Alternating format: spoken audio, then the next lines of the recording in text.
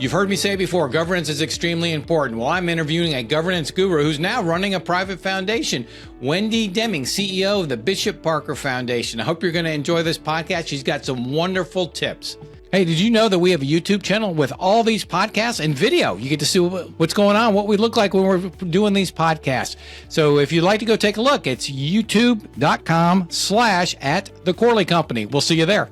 On this week's episode, I-501-CU, the podcast for nonprofit board members, I have the pleasure of interviewing a friend and a governance guru. Wendy Deming is the CEO of the Bishop Parker Foundation. Wendy, welcome to the podcast. We finally got you on. Welcome to the podcast. And tell the audience a little bit about yourself and your career trajectory and how you became CEO of Bishop Parker Foundation. Thank you, Michael. I am so glad to be here. Thank you for asking. And I have been in the nonprofit sector in this region of Florida for over 25 years. I had the great fortune of spending 18 years at Gulf Coast Community Foundation. I actually started there in 2000 at the turn of the century, believe it or not, and was hired as a part-time accountant. It was my first real job after my kids were back in kindergarten and elementary school. So I had a lot of flexibility there. It was wonderful. I learned about the nonprofit sector. That was my first job. I had been worked at a government contractor before that, so never even thought that I'd go into the nonprofit world, but it was a great position to have. I learned a lot. And then about a year and a half or 2 years into my time there, somebody by the name of Terry Hansen came along as the CEO of Gulf Coast Community Foundation and really opened my eyes as well as the rest of the staff's eyes as to what it meant to be what she called a truly articulated community foundation. So we were able to realize what the board had envisioned when they created the foundation into an entity that brought partners together, collaborated, and made significant investments into the community along with the help, of course, of the donors that were important partners to Gulf Coast. So learned a lot over my 18 years there, was fortunate enough to be part of a governance transition early on in my tenure as chief of staff. And as it happened, one of the national names in board governance, Sandra Hughes, who wrote the book, The Board Building Cycle, lived in Bradenton. And Terry and our board chair at the time convinced her to come and help Gulf Coast through their governance transition. And little did I know that I was learning at the feet of one of the experts of board governance. And I soaked up everything that I could. Really enjoyed the opportunity to find out how governance made a true difference in the operations of the foundation. And during my time at Gulf Coast, was able to work on several initiatives, including the civility initiative that we had at Gulf Coast, Because It Matters, and the I3 initiative, Invest in Incredible, where we partner consultants with nonprofits who need governance help or other types of capacity building help. Was able to, with two partners, create the curriculum for the Gulf Coast Board Institute when that was launched back in 2016, and do other kinds of work when I was at Gulf Coast. And after 18 years there, I felt it was time to get a different kind of education and had the opportunity to join the staff at Selby Gardens as Chief Operating Officer. So I went from an organization that had an amazing endowment, thanks to a very visionary board at the start, to one that really had to work every day to make sure visitors came in, dollars were raised in order to feed, to pay the staff, the care and feeding of staff, as I call it. So it was eye-opening, truly, from somebody who had been in the foundation world for so long and, were able to pay our staff off of endowment to go to an organization where that wasn't the case. And I happened to join in 2018, so enjoyed a couple of years there pre-COVID, but then experienced what life was like during COVID at an attraction when you had to close down for over a month. And at the same time, we merged with another organization. That's when Historic Spanish Point became part of Selby Gardens. So there was so much learning. I call it a graduate education on nonprofit operations when I was there, and spent 5 years there, worked with an amazing team, brilliant, dedicated scientists and horticulturists and people who truly cared about the mission. But I did miss my board consulting and governance work that I was able to do at Gulf Coast Community Foundation. So after 5 years at Selby Gardens, I decided that I would start my own governance consulting business because I had dreams of traveling the country and working with boards everywhere on board consulting. And it was about 2 months after I started that business that I got a call from Terry Hansen, who said, I just heard that Bishop Parker is going to be hiring its first CEO, full-time CEO, and I think you'd be great for that. And I said, but Terry, I just started my consulting business. And she said, yeah, but if you let this go, you're going to regret it. So I put my hat in the ring, and through just amazing circumstances was asked to join Bishop Parker as their first full-time CEO. And that was in February of 2024.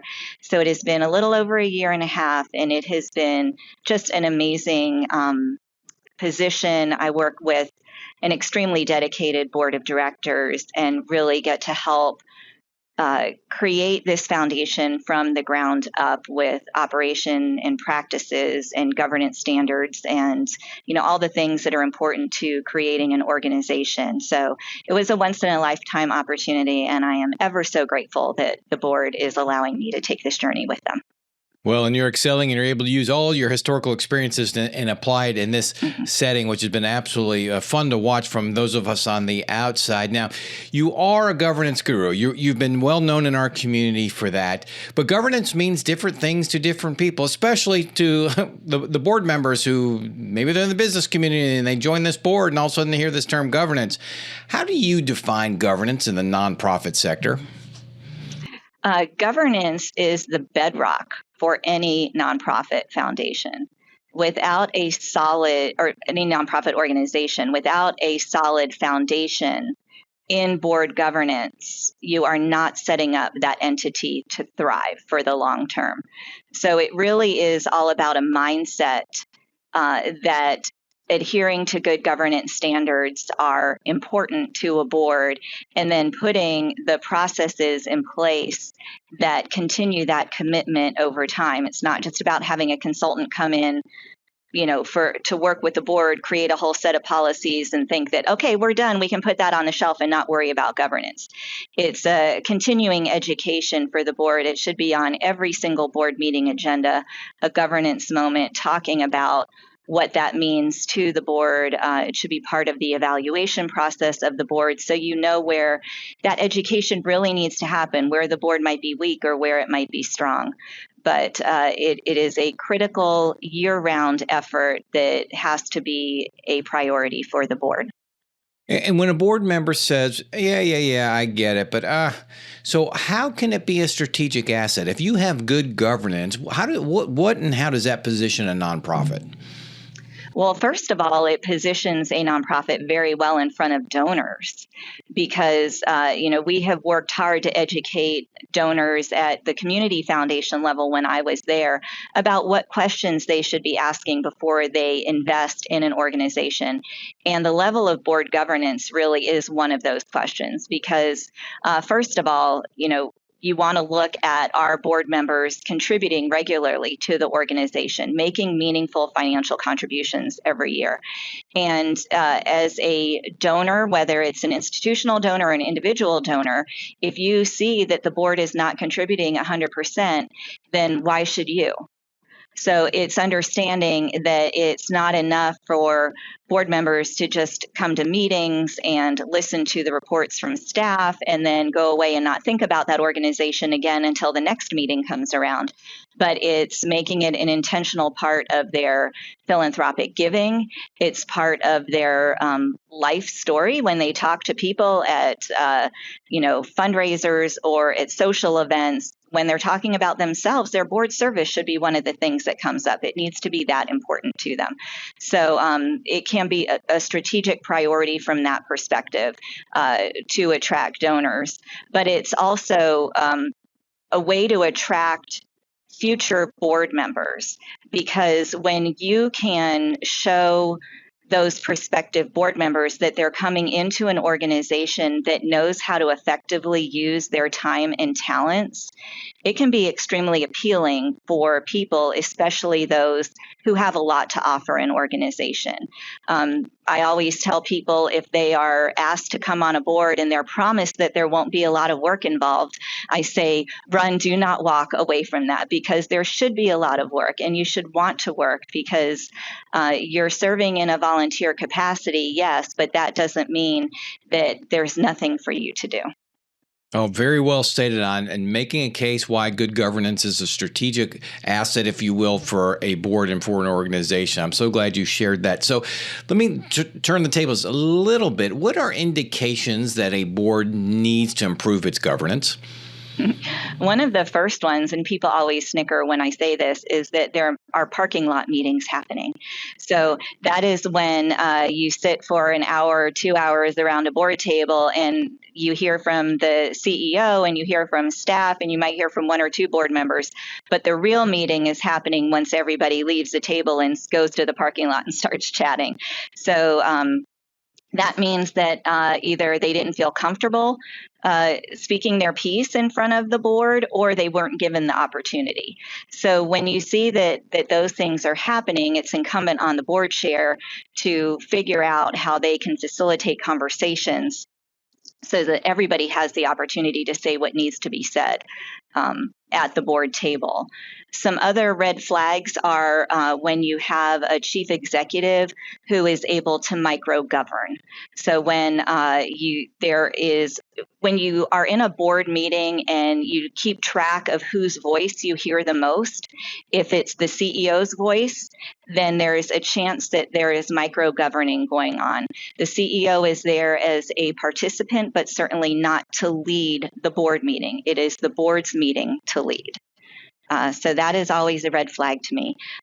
If there are differences in financial information that get presented from time to time because certain, net proceeds versus gross revenue or things like that, if the board is seeing information that gets picked differently each time, there's probably some deeper financial issues going on. I firmly believe that the board should be involved in reviewing the 990 every year. If that's something that is done outside of the board's purview, there is a red flag there as well. So those are some of the keys that I see. But really, when you have a good, effective board partnership between the board chair and the CEO, then you will have that strong and effective organization. If that balance of power is lopsided, then that's something you really need to be focused on and how to fix that. Oh, red flags, everybody who's listening. Make sure if you see those things, you do something about it. Now, Wendy, let's turn a little bit to leadership in the nonprofit sector. You've got a lot of experience. You've worked with people. What traits or qualities make for a good nonprofit leader?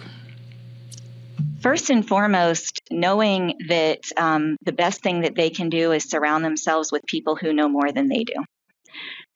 Humble leadership and effective leadership, making sure that the staff knows that they are on their side. And I'm talking from a staff leadership position. I can also refer to board leadership in a minute. But from the staff leadership, it's really showing the team that you can't do it with one person. It's not just about the leadership. It's about the entire team working together and achieving the mission of the organization. So I think that's the number one key.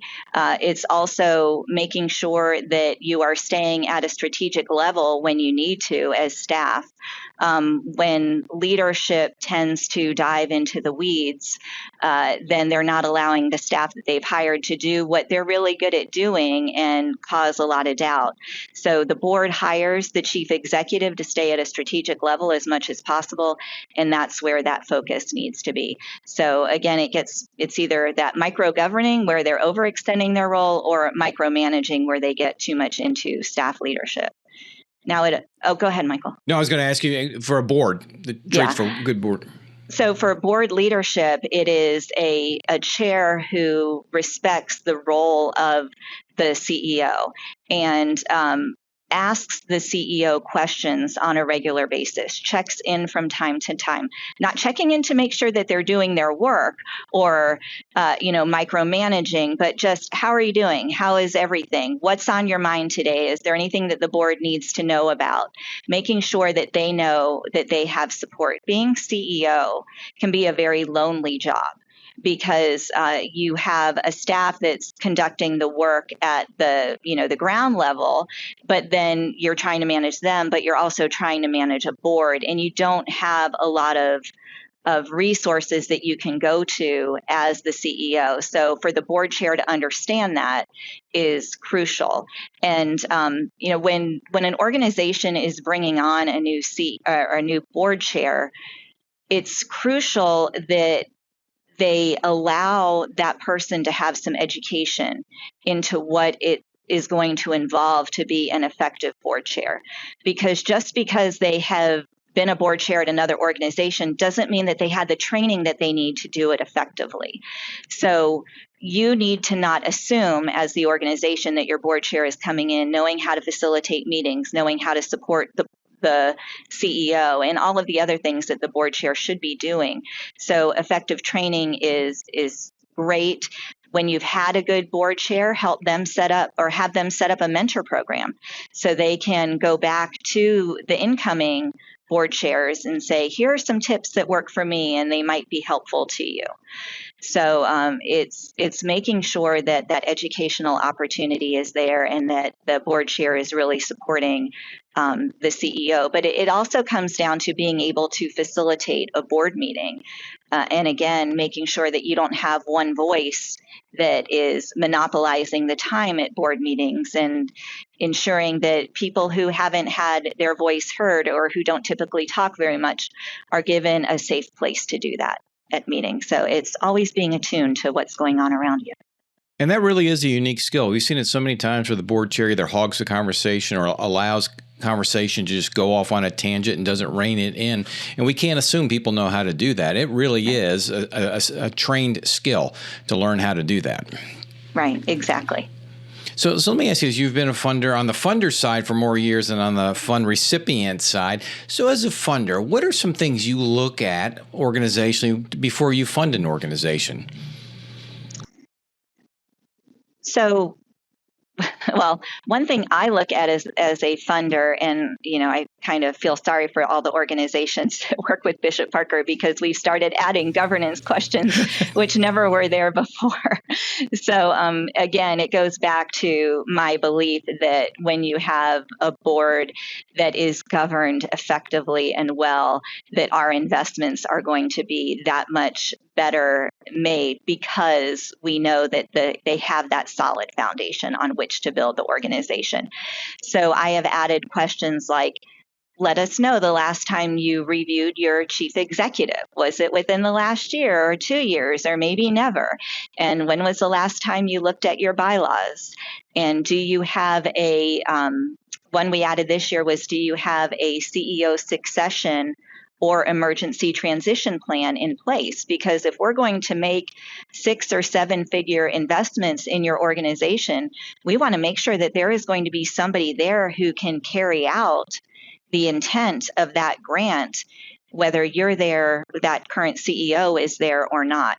So those are some of the things that we're looking for, are well-governed organizations. But we're also looking for organizations that can demonstrate results in the community. It's great if you tell me that the funding that we're going to give you is going to give 1,000 kids books. Wonderful. I'm glad they're going to have books. It's important to have books. But are they going to be reading better at 3rd grade because of those books? And if they are, tell us about it. And that's the kind of impact we want to see. And I think that is a transition that's happening throughout our region, is focusing less on activity and more on the actual impact that is being made by that funding. And we have a responsibility at Bishop Parker to Ned and Patty Bishop and to Mary Parker, who so thoughtfully established this foundation to make sure that we are good stewards of their investments.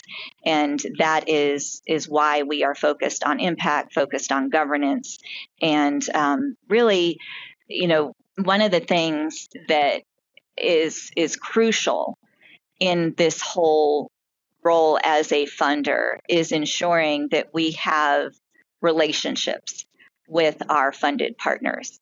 It's not enough to receive a grant application and read about them on paper. It's seeing the whites of their eyes, knowing what they do every day, what their concerns are, what their challenges are. It's seeing the people that are impacted by the work that they do and being there firsthand to see that.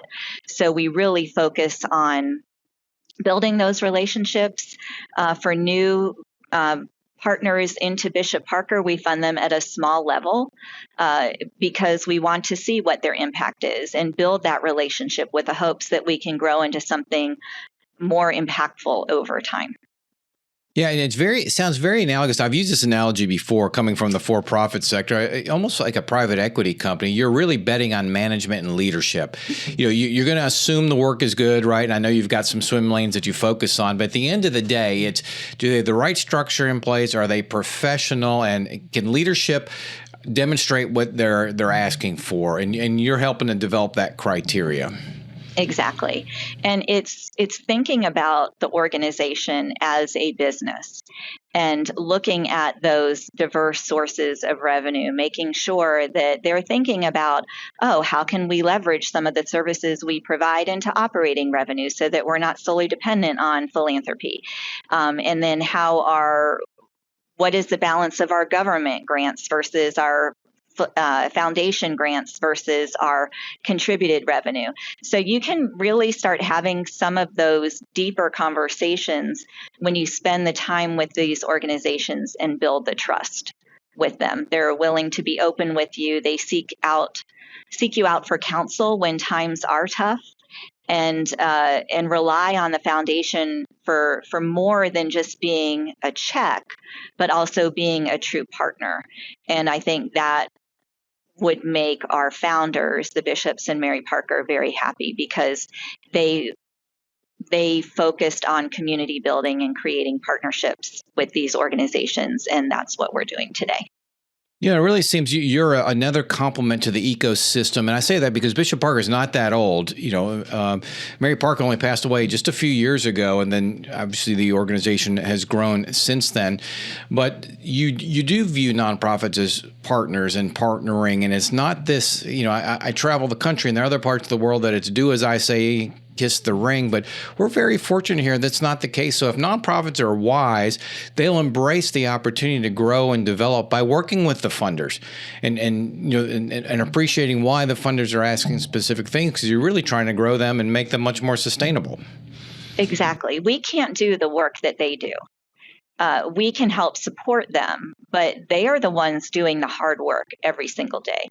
They're the ones who are educating our kids, feeding hungry families, who are providing health care to people who otherwise can't afford it, whether that's physical or mental health care.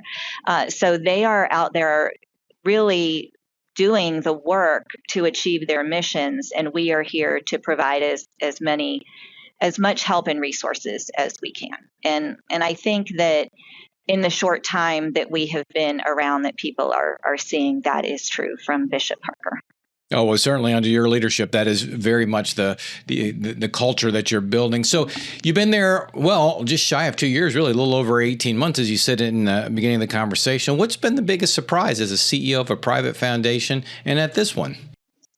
Well, so the biggest surprise as a CEO is, this is my first CEO job. I've always been chief operating officer, chief of staff. So I've always been the one helping to prepare for board meetings or helping to do this. And now it's all on my shoulders. And it has been an interesting change to go from that supporting role to that leading role now. I've enjoyed it tremendously and have learned a lot in the short time that I have been here. I have wonderful trustees. My first board chair was Mary Ruiz, and she has provided some great insight and guidance, as Barbara Jennings, who is my current chair, is doing for me. So I'm developing along with them.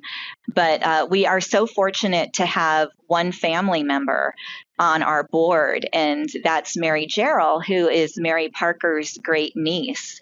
And to hear stories about one of our founders has been so touching. We're putting together a legacy video right now to help people understand the history of the bishops and Mary Parker and what Bradenton and Manatee County meant to them.